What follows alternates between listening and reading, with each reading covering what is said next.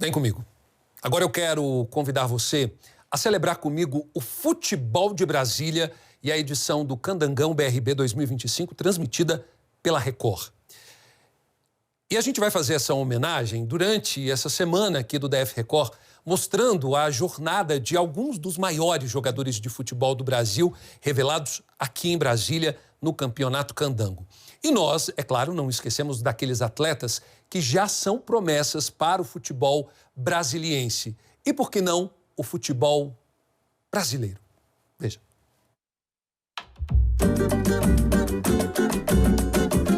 São 50 anos no coração dos brasilienses. Tudo começou lá em 1976, quando o Candangão se tornou um campeonato de futebol profissional. E tudo era feito em um campo pequeno e sem muita estrutura também. O Candangão, veio lá do tempo das construtoras, que tinham suas equipes, até chegar nos times das cidades. Gama, Brasília, Sobradinho, Brasiliense. Aos poucos, o Candangão foi ganhando mais respeito e também bem mais espaço na capital federal com o passar dos anos. Inclusive, o campeonato conseguiu revelar atletas para várias regiões do Brasil. Estamos em Ceilândia, mais precisamente na porta da casa de um ex-jogador que fez história na competição e que logo depois foi contratado pelo Flamengo. Trata-se de José Francisco Solano, mais conhecido no mundo da bola como Júnior Brasília. A trajetória no futebol começou bem cedo, quando ele tinha apenas 12 anos de idade. 4 anos depois, isso lá em 1976, o Júnior completou 16 anos e foi parar no Mengão. Um ano que jamais será esquecido pelo ex-ponta-direita. Tive a surpresa do Flamengo estar aqui jogando contra o CEUB na época, né?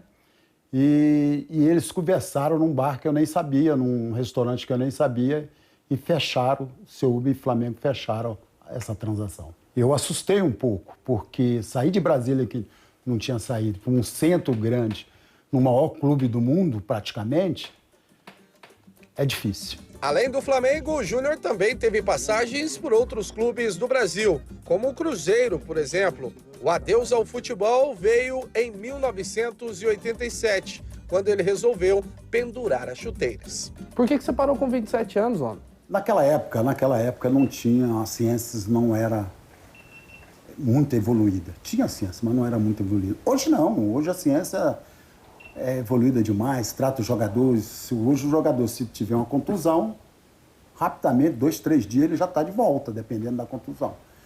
A ciência está em cima disso, né? Tem até a prevenção, que é o tal do secar, né? Isso. Ah, o secar tá alto, o jogador não pode jogar, porque corre risco de se lesionar, não é isso? É, isso mesmo. Então, mas eu parei mais cedo, um dos motivos foi esse, que o futebol não ia tão longe, a ciência, os treinamentos não era tão balanceado. O Júnior Brasília, na verdade, ele começou menino aqui, né? Ele no próprio defilê do time do Departamento de Força e Luz, que era um órgão do governo, hoje seria a Neoenergia, né? Na época era um órgão do governo. Ele começou menino, brincando, e foi campeão nessas categorias de base. Passou pelo CEUB, que foi um time que deixou história aqui no Distrito Federal, e acabou indo, levando o nome, inclusive era Júnior, né? E quando ele foi para o Flamengo, acabou ganhando o Júnior Brasília. Hoje, com 66 anos, o Júnior Brasília coleciona em casa muitas fotos ao lado de outros ex-jogadores. Tem também muitas medalhas e troféus, além dos destaques que recebeu em revistas que eram daquela época. O Campeonato de Brasília está muito forte. Tá acirrado, né? Está acirrado, brasiliense, capital, ceilandense que acabou de vencer, Ceilândia que acabou de vencer. Então, está muito acirrado. E eu peço encarecidamente que a torcida compareça, prestigie, porque é muito importante para o nosso futebol de Brasília. Episódio que sempre será lembrado na memória do ex-craque e nunca apagado da história do principal campeonato de futebol do Distrito Federal, o nosso querido Candangão.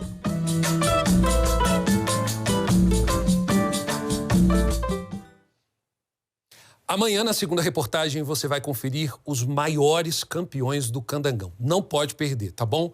Grande reportagem do Manel.